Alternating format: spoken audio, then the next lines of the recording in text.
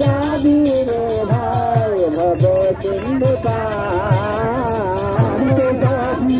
যাবি রে ভাই ভব সিন্ধু পার হরি নামে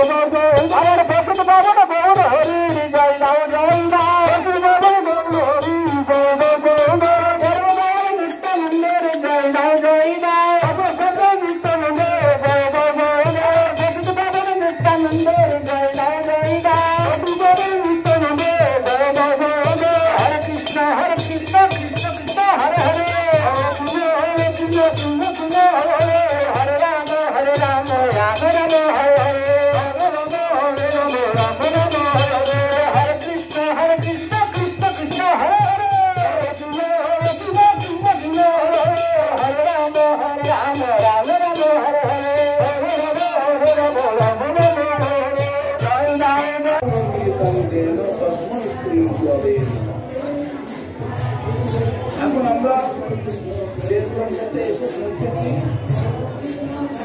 এটি হচ্ছে ভক্তিনাথ ঠাকুরের জায়গা। আমাদের ভক্তি সিদ্ধান্ত সরস্বতী গোস্বামী প্রভুপাদ তার পিতা ঠাকুর এখানে তার বাড়ি ছিল, এখানে থাকতেন।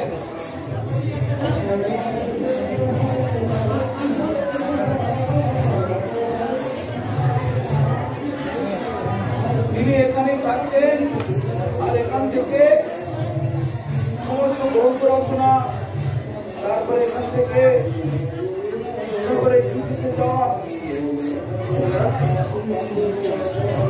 তারপরে প্রসাদ ভক্তিনাথ ঠাকুরের পুত্র তিনি এখানে থাকতেন। ভক্তিনাথ ঠাকুরের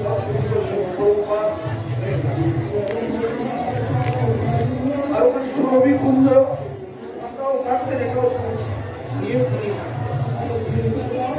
আমরা নবদ্বীপে মায়াপুরে যে যোগপীঠ এখন আমরা দেখতে পাবো, বিলুপ্ত হয়ে গেছিল গঙ্গার প্রবাহে।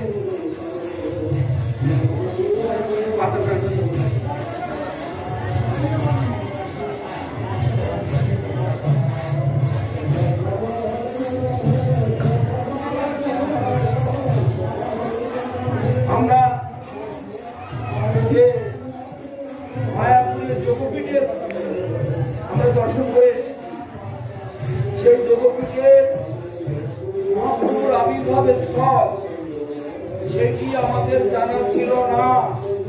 মহাপ্রভুর আবির্ভাবের 300 বছরের মধ্যে গঙ্গাবক্ষে চলে গিয়েছিল। তারপরে মুসলিমদের বসবাস হয়ে যায়, নানা ভাবে চারিদিকে ছড়িয়ে যায়। তারপরে ভক্তিনাথ ঠাকুর এইখানে ছাদের উপরে বসে বসে ভগবানকে প্রার্থনা করতে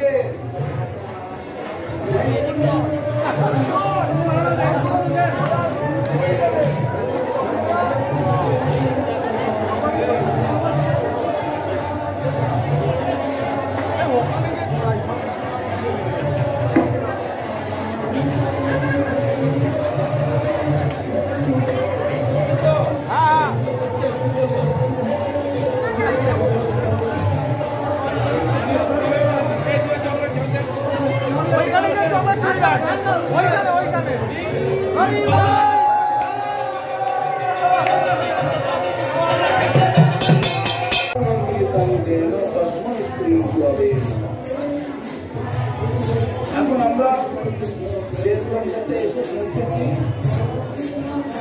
এটি হচ্ছে ভক্তিবিনোদ ঠাকুরের জায়গা। আমাদের ভক্ত সিদ্ধান্ত সরস্বতী গোস্বামী প্রভুপাদ তার পিতা ঠাকুর এখানে তার বাড়ি ছিল, এখানে উনি থাকতেন।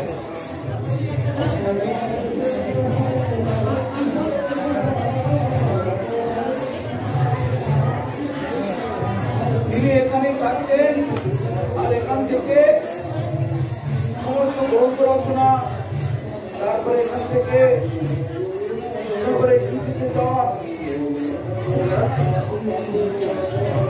তারপরে তার প্রসাদ ভক্তিবিনোদ ঠাকুরের পুত্র তিনি এখানে থাকতেন। ভক্তিবিনোদ ঠাকুরের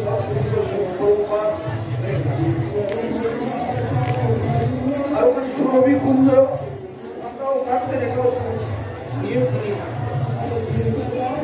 আমরা নবদ্বীপে মায়াপুরে যে যোগপীঠ এখন আমরা দেখতে পাচ্ছি বিলুপ্ত হয়ে গেছিল গঙ্গার প্রবাহেতে।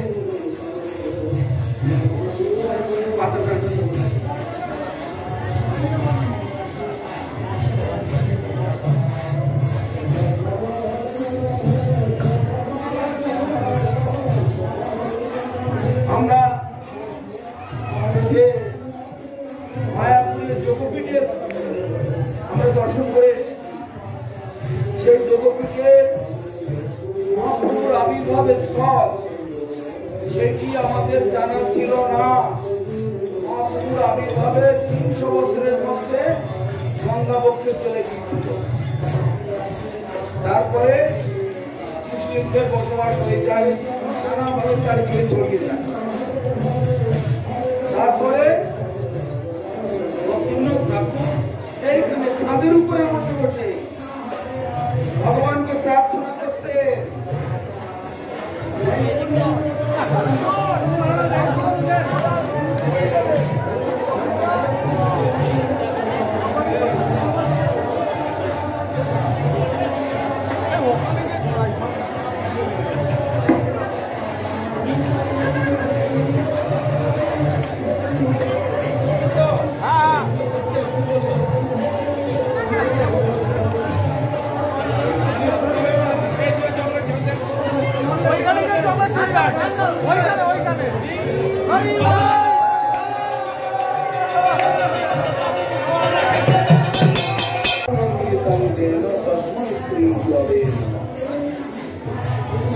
এখন আমরা দেশগঞ্জে এসে পৌঁছেছি।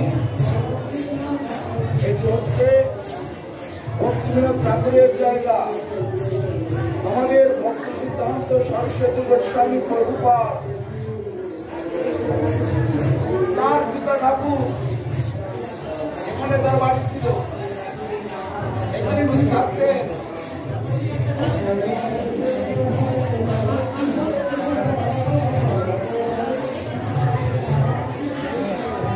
তিনি এখানেই থাকতেন আর এখান থেকে সমস্ত গ্রন্থ রচনা, তারপরে এখান থেকে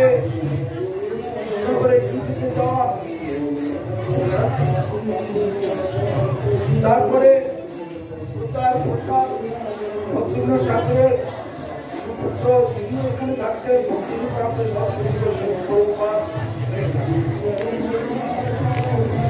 আর ওখানে সুরভি কুঞ্জ আমরাও থাকতে দেখো। আমরা নবদ্বীপে মায়াপুরে যে যোগপীঠ এখন আমরা দেখতে পাচ্ছি বিলুপ্ত হয়ে গেছিল গঙ্গার প্রবাহেতে।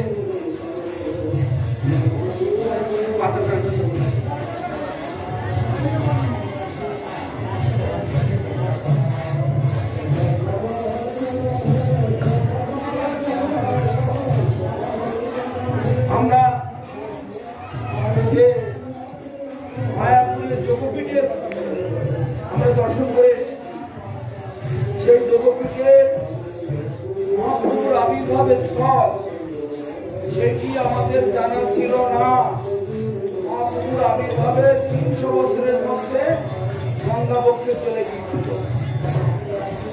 তারপরে মুসলিমদের বসবাস হয়ে যায়, নানাভাবে চারিদিকে ছড়িয়ে যায়।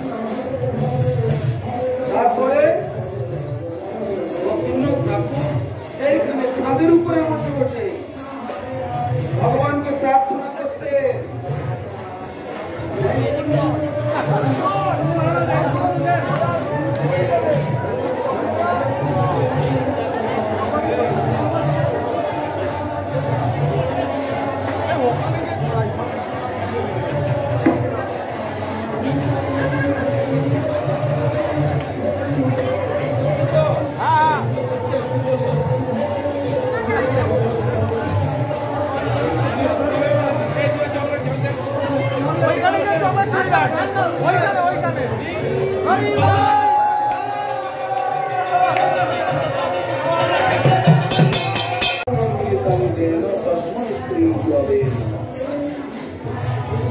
এখন আমরা দেশগঞ্জে এসে পৌঁছেছি।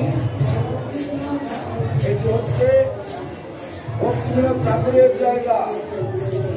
আমাদের ভক্তি সিদ্ধান্ত সরস্বতী গোস্বামী প্রভুপাদ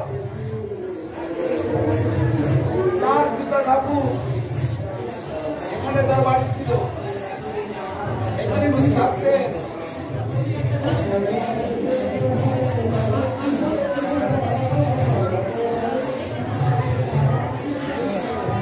তিনি এখানেই থাকতেন আর এখান থেকে সমস্ত গ্রন্থ রচনা, তারপরে এখান থেকে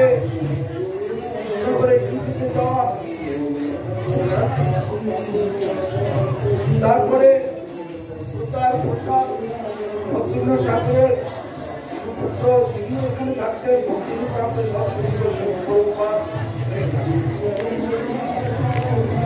আর ওখানে সুরভি কুঞ্জ আমরাও থাকতেন। এটাও আমরা নবদ্বীপে মায়াপুরে যোগপীঠ এখন আমরা দেখতে পাবো, বিলুপ্ত হয়ে গেছিল গঙ্গার প্রবাহে।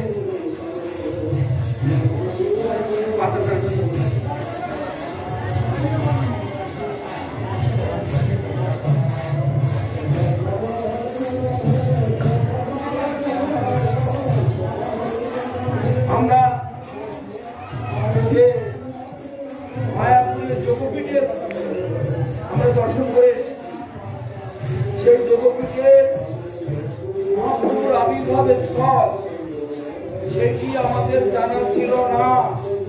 মহাপ্রভুর আবির্ভাবের 300 বছরের মধ্যে গঙ্গা বক্ষে চলে গিয়েছিল। তারপরে মুসলিমদের বসবাস হয়ে যায়, নানাভাবে চারিদিকে ছড়িয়ে যায়। তারপরে রবীন্দ্রনাথ ঠাকুর এইখানে ছাদের উপরে বসে বসে ভগবানকে প্রার্থনা করতে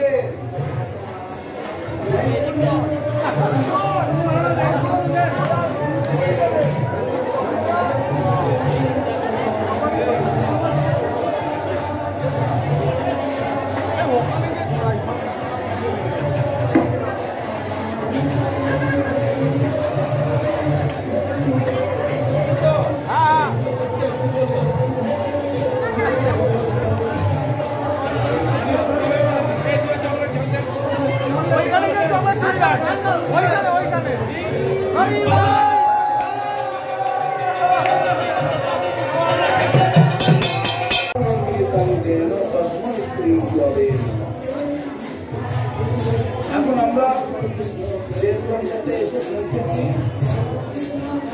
এটি হচ্ছে ভক্তিনাথ ঠাকুরের জায়গা।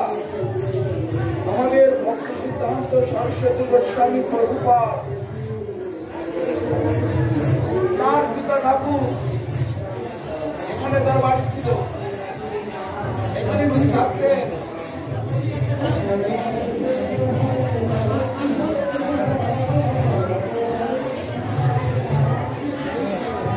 তিনি এখানেই থাকতেন আর এখান থেকে সমস্ত গ্রন্থ রচনা, তারপরে এখান থেকে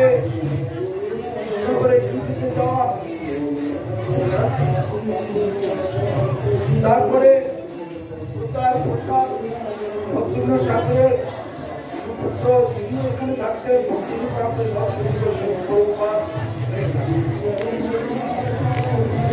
আর ওখানে রবি কুঞ্জ আমরাও থাকতেন। এটাও নিয়োগ করি। আমরা নবদ্বীপে মায়াপুরে যে যোগপীঠ এখন আমরা দেখতে পাবো বিলুপ্ত হয়ে গেছিল গঙ্গার প্রবাহেতে।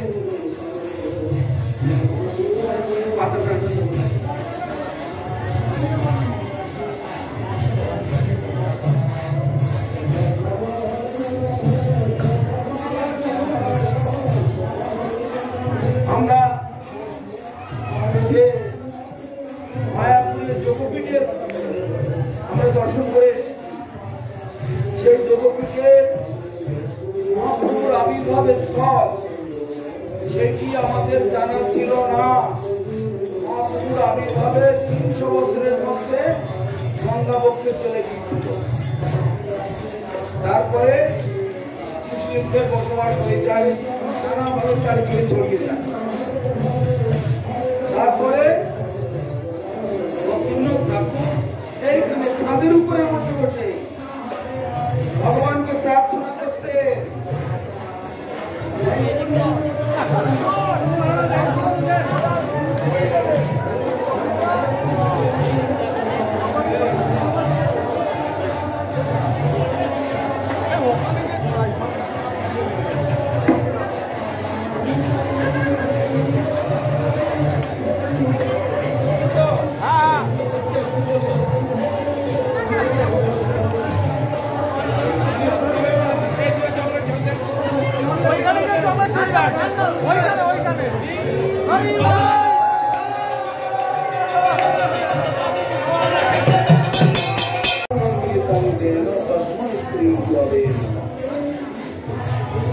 এখন আমরা যে সাথে এসে পৌঁছেছি এটি হচ্ছে ভক্তিবিনোদ ঠাকুরের জায়গা। আমাদের ভক্তি সিদ্ধান্ত সরস্বতী গোস্বামী প্রভুপাদ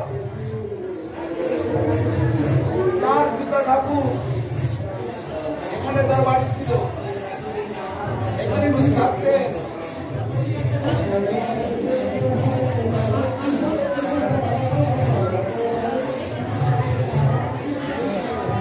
তিনি এখানে থাকতেন আর এখান থেকে সমস্ত গ্রন্থ রচনা, তারপরে এখান থেকে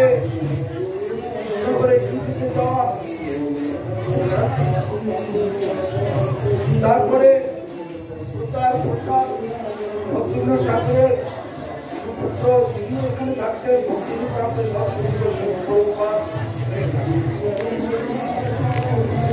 আর ওখানে রবি কুঞ্জ আমরাও থাকতেন। এটাও নিয়োগ করি। আমরা নবদ্বীপে মায়াপুরে যে যোগপীঠ এখন আমরা দেখতে পাবো বিলুপ্ত হয়ে গেছিল গঙ্গার প্রবাহেতে।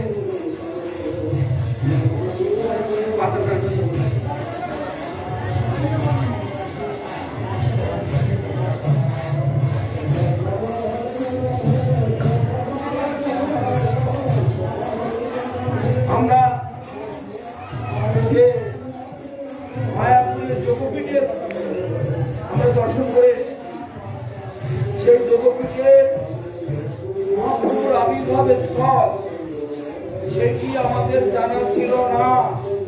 মহাপ্রভুর আবির্ভাবের 300 বছরের মধ্যে গঙ্গাবক্ষে চলে গিয়েছিল। তারপরে মুসলিমদের বসবাস হয়ে যায়, নানা ভাবে চারিদিকে ছড়িয়ে যায়। তারপরে ভক্তিবিনোদ ঠাকুর এইখানে ছাদের উপরে বসে বসে